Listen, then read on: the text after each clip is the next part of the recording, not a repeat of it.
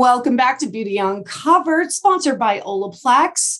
Today, we're going to talk a little bit about our fitness, our health, and speak to someone that is an expert that truly believes it's never too late to be healthy and fit.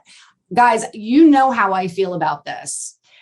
Oftentimes we get into life and things happen and things slide. And you sit there and think, oh, I've got babies. I've gotten older. I don't have the same strength as I used to. This is just the way it's going to be. But guess what? With our guest, Sloane Davis, who you can find on social media as Pancakes and Push-Ups. I encourage you to go and look. We're going to talk to her about this philosophy and how you can change everything at a turn of a dime. So hi, Sloane. Hi. I'm so excited that you're here. Thank you for having me. So I'm excited because, in all honesty, like we had chat beforehand, how I was a personal trainer at one point. I do really love empowering other women to really go beyond what they ever thought they were capable of doing and really actualize the best version of themselves, which is why I probably am also attracted to beauty as well. But you take this to a great level when it comes to your content and to the messaging that you're putting out there. Tell me how all this started. It all started on a personal journey for me when I was just approaching 40. And it may sound silly, but I really wanted to see my abs. And I had 2 kids already that were 8 and 10 years old. And I kept reading, you have to be lean enough to see your abs. And so I kept, I couldn't eat any less. I couldn't be any leaner, and I still didn't see my abs. So I started to read. And what I found was that even though I was taking fitness classes and working out for many years, I wasn't building any muscle, and therefore wasn't going to get that physique that I was really looking for, the toned arms, the sculpted legs, and the abs. Not that it has to be a 6-pack, but I did not like that belly pooch that, most of us have, that we're always trying to be in a better place with. So all of the information that I kept reading was leading me towards strength training and flexible dieting. Every person that I saw that I liked the look of their body, this is what they did.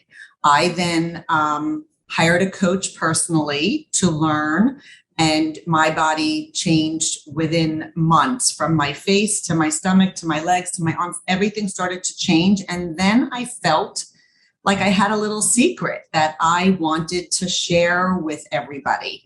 And I went back to school because I wanted to be credible, because everybody was asking me what I was doing. And I was like, who am I to tell anybody? I'm just a person here. So I went back to school to be credible. And I, with a lot of hard work and a little luck, landed my first client. And then Pancakes and Push-Ups was formed. And it's now in app form with thousands of members all over the world. That's something I'm really, really proud of. And I teach progressive overload strength training and flexible dieting, which means that no foods are off limits and you do not have to sacrifice, which is the only way to live, in my opinion. Life is too short to follow a meal plan that you're not going to want to eat what someone tells you for the rest of your life. So I educate people on basically how to balance and budget for their body. And that's how— Fascinating you say that, because one of the things that, I don't know if it's something that's just hardwired in my head, but when someone is telling me that I can't have something, I want it more than anything. Of course. And I resent them. It's human nature. Right. It's human nature. So when I hear about restrictive, you can't have this, you can have that, all those different things, that is so frustrating to me. So it's very exciting when I speak to someone that is not— I understand moderation. Exactly. I understand it's okay to indulge here and there. Yes. I think that we have a weird pendulum sometimes. It's overindulged or it's not. But when you find that balance, you can enjoy everything. Yes, which leads me to two different things that you just made me think of. Number one is, in our generation, we were taught that all or nothing. You either have to starve yourself and do as much cardio as possible, or you can't succeed, which couldn't be farther from the truth.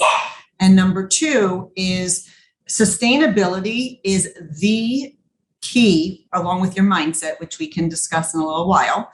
But sustainability is the key to results, because weight loss, fat loss, is not an overnight thing. It's a process. It takes time, patience, and consistency. So the easier that you can make your diet plan, the longer you're going to be able to sustain it, and then the more results you're going to yield. So we should not be in a diet forever for the rest of our lives. We should find a sustainable plan, take it off, and then you do have to work at maintenance as well, which is still all about flexible dieting, balancing and budgeting for your body and your goals. But as you said, while there are certain foods that will make you feel better and will keep you fuller longer, every food carries the same macronutrients, which is proteins, fats, and carbs, and they all carry the same amount of calories. So if you want to indulge in a yummy carb as opposed to a vegetable that is a carb, they still carry 4 calories per gram. So it's learning how to really balance and budget for your body that is a big key to success. And of course, I want to say it goes without saying, but the truth is that I actually know people that wouldn't know this. That doesn't mean that you only have the sweet treats all day. You still need those nutrients from the good vegetables and everything like that. And also it does create balance. But it is really hard in society where we're so fast paced. There is a lot of instant foods out there to kind of incorporate. Who would have thought incorporating wholer foods, that we have to actually cook? What would you say is a balance for that? Well, I do think that there are a lot of healthy foods now that make it easy for you. Like you could microwave brown rice for 2 minutes and it's instant now. Whereas not that white rice, I don't want to convey that message at all, because white rice carries the same calories, in terms of weight loss as brown rice. The only difference is the fiber. If you've already hit your fiber for the day with fruits and vegetables and other whole grains, then by all means have the white rice. But you're asking me about packaging and whole foods and stuff like that. That's why I'm just mentioning the brown rice. But I just was sent a goodie box of pre-packaged brown rice, little cups that you put in the microwave for 2 minutes. And then it's very easy. Frozen vegetables are just as healthy, if not more nutrient dense than a fresh vegetable. So always have frozen vegetables on hand, and you always should have lean proteins on hand, chicken breast and, 93% lean ground beef. And certain proteins like that. And then it's just a build your plate type of mentality. So it doesn't have to be unhealthy. The trick is to keep the healthier foods on hand so that you're not lost of what to eat, for dinner or lunch every day. Now, I don't want to get it lost also, because again, I was explaining this to my girlfriend just actually 2 days ago. She couldn't understand why she was having the sweet tooth. Right. It was coming on. And every day she was grabbing candy, grabbing sugar, grabbing ice cream, whatever it may be. And I was always kidding around. I was like, look, you can have it. But I'm like, sugar begets sugar. Your body craves it. That's really what you're throwing out there. And I think that's where having an understanding of the, the whole grains that are a little bit slower and everything, it does make a big difference in the vegetables and all that. It makes a big difference with our sugar chemistry and not having that craving. Yes. I say plan ahead. If she wants, so what I used to do, I used to count everything just to teach myself and to teach my clients how it all works. And I'm a big proponent of tracking your calories too in the beginning, because most people really underestimate how much they eat. And the only way to know really how much you're eating is to track. So what I would do is, because I have to have dessert every single night. It's just part of who I am, no matter how full I am. And I would plug my dessert in the morning and work around it. And that's what budgeting is all about. So if I wanted a half a pint of ice cream, and again, there's different types of ice cream that you can have that are better for you, worse for you, or more caloric, I should say. But if you have room, it really doesn't matter, what type of ice cream you have. But that's all about balancing and budgeting. Well, again, it's all about choice too, because if you want that really like rich, creamy, whatever, again, budgeting for it, knowing how much of it you can have. But if you want to take maybe a healthier version and you're okay with that, that makes complete sense. And my advice is to try and save that sweet for the last, meal or snack of the day. And that way you don't get carried away during the day, because one treat a day is not going to make or break your progress. But like you said, sugar breeds sugar. Science has proved that there's no sugar addiction the way people think you can be addicted to sugar, but sugar is very satisfying. It tastes really, really good. I think it's more about the pleasure stuff in our brain, for sure. It definitely is. It definitely is. So if you save it until the end of the night, you're more likely not to eat as much, and it won't add up, over the course of a day as much. That's my best advice. So I want to dive into a little bit about the exercise component, because again, a lot of women get to a certain age that they're like, this is what it is, right? And even after having children, like you said, it is really complicated. Your body has completely changed. And what I do enjoy about you for sure is that not only, yes, you have the expertise, you have the education, but you have the experience. A lot of times I find it's one way or another. It's like people that had life experiences, but not the education that goes along behind it. So it becomes almost anecdotal. And then you have the people that have the experience, but never struggled with anything. I think it's so much easier to take direction from someone that has similar life experiences. So when it comes to weight training, did you find it was intimidating to go after, or you were just like, I'm just going to go for it? No, of course. Just like anybody else, I walked into the weight room with all these men. And I was like, oh my God, first I started off going after the fitness classes and just working my upper body on the machines. Then I learned, I would reach out to all these professionals, like very, very, big time professionals. And they all told me the same thing. You got to work your legs. And I was like, well, I go to fitness classes, but I didn't realize at the time, like most people don't, that me jumping around in a fitness class with 3-pound weights is not going to build muscle because there's no overload. Mm-hmm. So the first time I stepped in the gym, I remember silly things that I did and people must have been looking at me, but I referred to videos. And like I said, I hired a coach who was all done online at the time. And it was probably 15 years ago already. So I would, go to the videos on YouTube and try and see how to properly do it. There was no fitness apps at the time. And I kind of taught myself. I think everyone is a beginner. Everyone has to start off in the beginning. There's no advance. There's no, pass go without starting.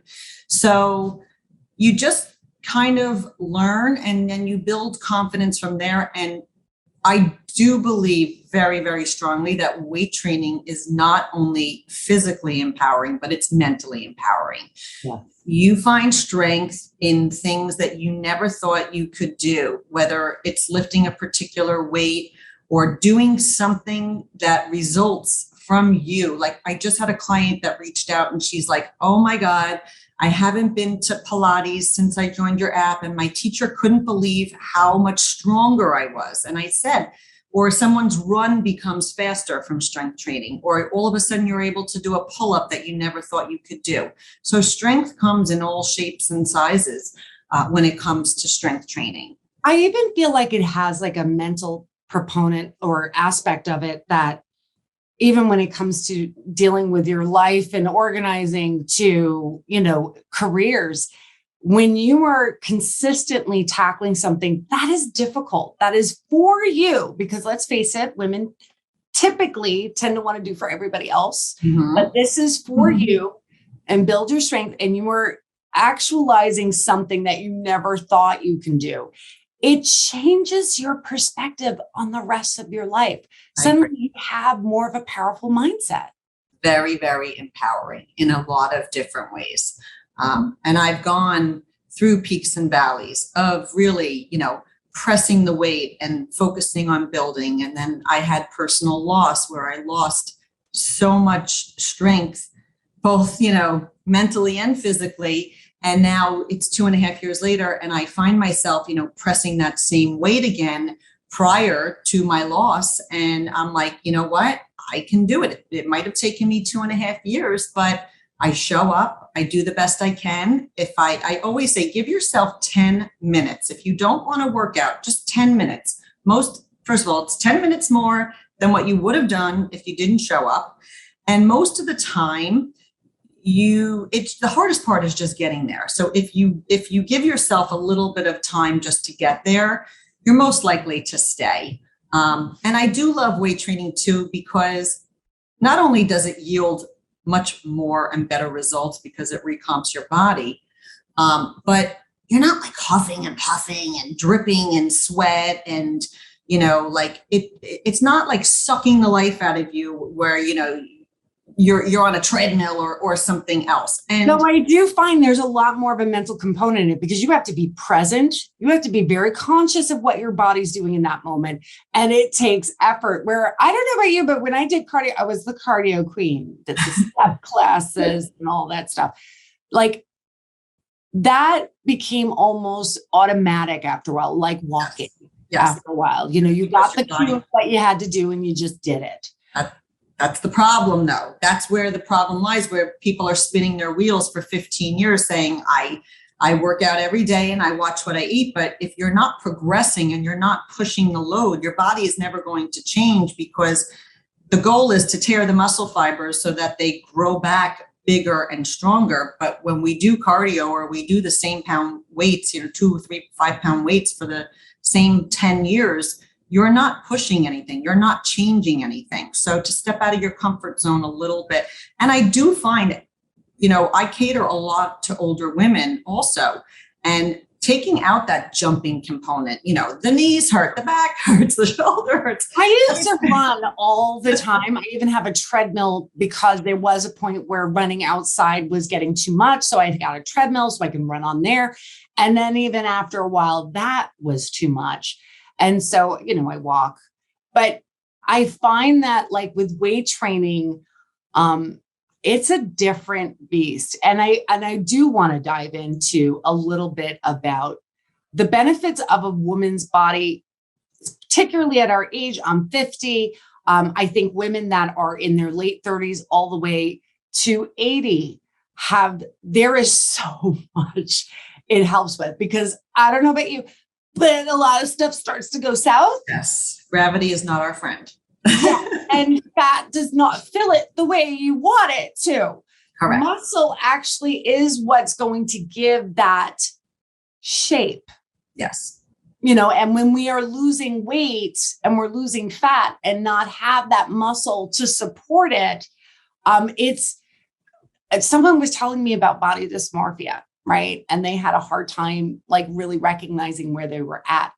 And we were actually diving into it a little bit, just kind of a casual conversation. We were talking about the fact that she didn't incorporate any kind of weight training and she had no muscle mass.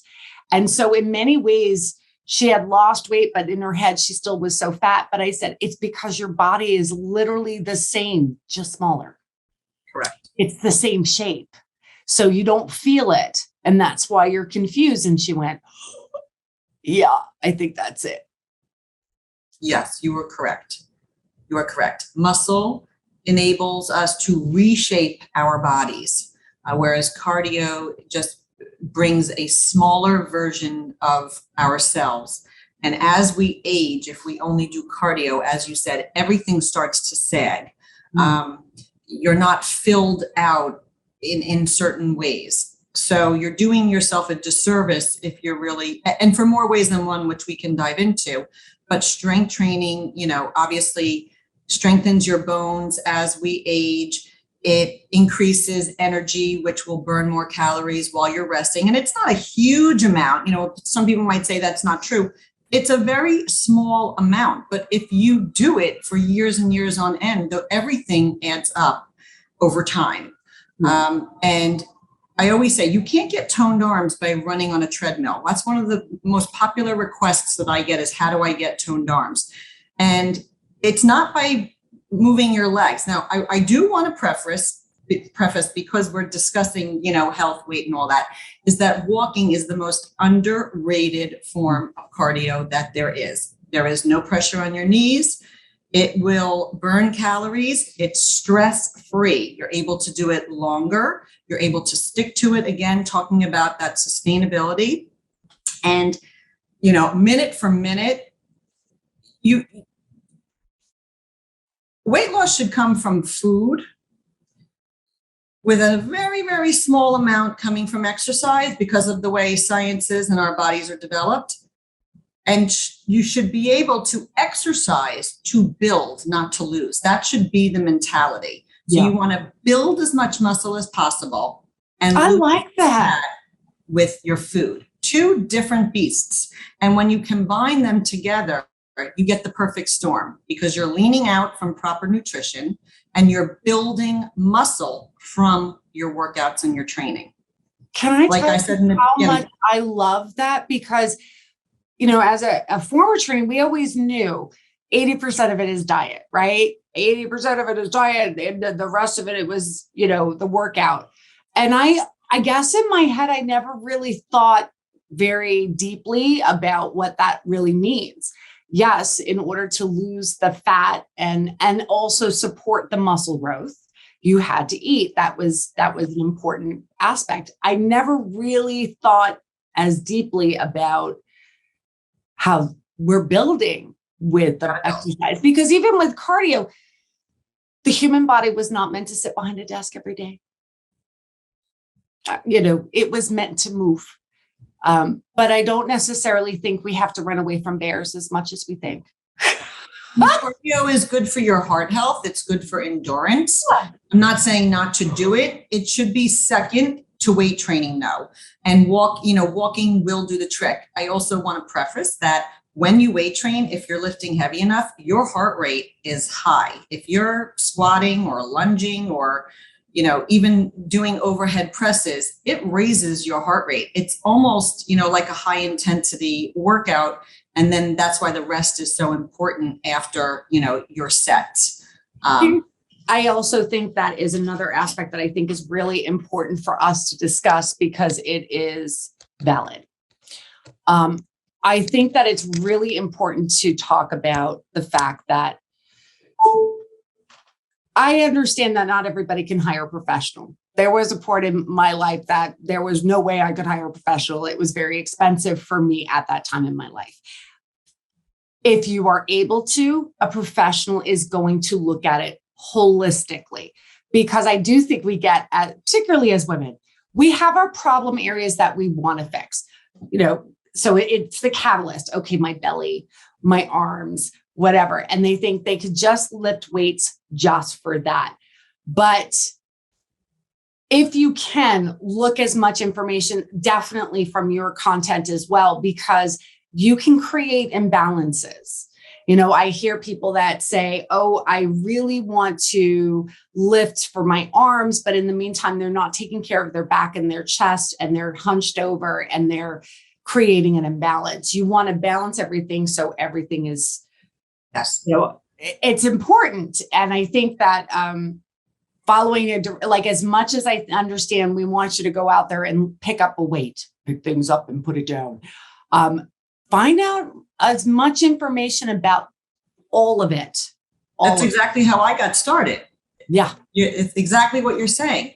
And, I do give tons of free content on my Instagram and TikTok. I'm always posting videos. Of course, they're not, they're not comprised of the entire workouts, but then I also say I have created an app, and a lot of people say it's so inexpensive. Why don't you charge more? And I say, because I want people to get healthy. My main goal wasn't really, I think it always turns out like this, your passion. It was my passion. It wasn't my goal to really start a business per se. It just it happened naturally. But my app is less than 50 cents a day when you break it down. We spend over $2 on a cup of coffee at Starbucks. So I think when you put in the right mindset, and an app is easy to follow along. There's so many options out there. There's free workouts also, aside from Instagram, if you want to go find. But we are blessed in a way with social media in today's day and age, because you can find, mostly anything online. So you don't have to refer to pictures when we were growing up, or catalogs, or, per se, like that. So there's a lot of information out there to help a newbie, as I call them. A newbie. I definitely think that social media, it can go either way. We can have the things that are not so great, but there's always helpers in the world. Absolutely. And those helpers are the ones that are really passionate about giving information to best actualize the best version of yourself, right? Yes. Especially when we've gone through life experiences. And I know for myself, exercise was my way of having power, sometimes in a very powerless situation. Definitely when I was younger, it was hard. And it is an incredible feeling if you're feeling lost or not even feeling great. Even if it's like your body is okay, you're not having any issues with it. Weight training, taking care of your body, doing little things that are directly for yourself is a powerful act of kindness to yourself and to the world at large. I agree. And it's the one thing that we can control. We can control our bodies. We can't control a lot of things in the world, unfortunately. So when it comes to taking care of yourself, we are in charge, which is why I said earlier, it does start with mindset. When you have the right mindset and you're ready, and I don't mean when you're disgusted with yourself or anything like that, when you're ready to give yourself, the time that your body deserves, is when you're going to start to see results. Because as soon as you allow yourself to start the process is when the changes really start. The second you decide, it's change starts in your mind first. Your body takes precedent after that. Every single step that we do is an act of kindness and putting out good things in the world. And even if it's just that one thing to step forward with. So I know we were talking about, a person can start with something very simple. And yes, we want to encourage people to really get to know their body and understanding the balances, don't only focus on one thing.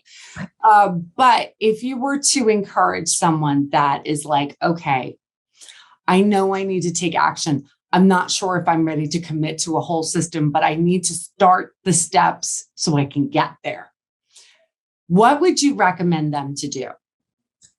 I would recommend that you write down everything you're eating, or use an app. There's a few apps online. MyFitnessPal is one of them, where you simply log your food and what you're eating. You can scan the barcode of a package, or it's a social media app, so you have to make sure that the entries are correct. But you just type in what you're eating, and it will automatically calculate how many calories you're eating. I would start with that.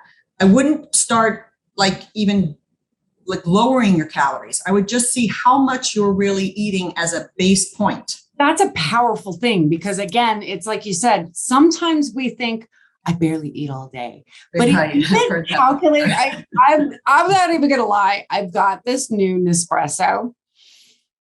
It's an issue because I'm putting milk and creamer in there on the regular. And if I was actually measuring it or counting all of it, you would see that my calories are a lot higher than I really think they are. Right. Well, for you personally, I will tell you to buy a pre-made protein shake and replace your creamer with that. You'll be adding more protein into your diet.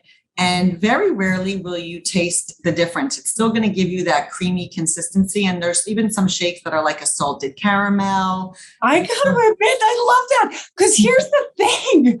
Like, I can't even make iced coffees. I can make my own frappuccinos. So, I mean, they give you a little ice dish and then you can like blend it all up and make it cold. And it's really great. It's a good cold press. Sorry, I'm getting off on my coffee tangent. I love my Nespresso too. I hear you. But I mean, even the thought of freezing the protein part and making up a whip, I never thought of that. Yes. There's always little tweaks that you can make to your diet to make it. And I want to also say there's nothing wrong with your creamer if that's what you enjoy. You'll see how it adds up. But yeah, it adds up. And really, in all honesty, like it's kind of like you said, I when you're lifting weights, having good protein is going to be valuable to you. It's what your muscles are looking for. It also helps with your DOMS. You're not going to be, DOMS are delayed onset muscle soreness. You're not going to have as many issues with that because that's a big red flag for me. I have a hard time with that because I'm not eating enough protein. So to sneak it in and still make it enjoyable. Yes. Oh, you just blew my mind right now. I'm so glad I was helpful. Thank you. I was going to say, we were talking about something before that, but we were talking about little steps. Yeah. Right. So yes, I'm glad the protein coffee was sorry, that's my scroll moment just coming right in there. Sorry. A lot of sneaky ways to get protein in, which we can discuss another time, but a lot of good sneaky ways. And the products out there today, like we mentioned before, there are so many products out there now that, you know, you can sneak that protein. And protein really is the most important macronutrient that you want to eat. It's the most satiating. It's going to keep you the fullest, longest. It feeds your muscles. It preserves your muscle mass. And again, we want to focus on building that muscle and preserving as much muscle. When you lose scale weight, you're losing water, muscle, and fat. So if you build enough muscle, you just want it to come off a little slower for it to be mostly fat. And you don't want to lose that muscle, especially as we age. But aside from, so I would track the calories, getting back to what we were talking about, I would track the calories for a week.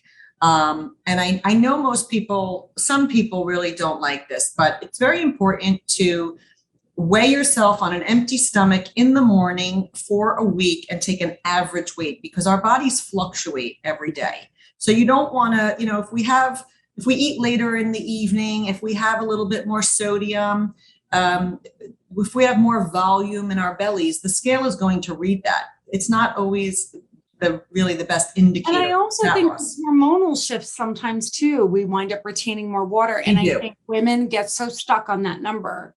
Correct. Correct. And we're like, oh my God, I gained 5 pounds in one day. And it had nothing to do with anything other than a hormonal shift and you're retaining water. Exactly. So it's a good starting point though, to see after tracking those 2 weeks of calories and weighing yourself and having two, weekly averages to say, do I need to lower my calories? Can I keep my calories because I've actually lost a pound a week? And then you kind of want to gauge from there. So that's my number one nutrition tip if someone's starting out. In terms of weight training, the best weight training program is the one that you're going to stick to. If that means weight training twice a week, then you want to do full body days. Even 3 days a week, you want to do full body days. If you can devote 4 or 5 days a week, then you want to split your muscles up to aim to hit them each twice a week. And I do recommend with weight training, if you're a beginner, to follow a plan. You'll go in there, you won't second guess yourself. You'll feel very confident when you finished that daily workout. You're like, damn, I did it. Like, I can do this.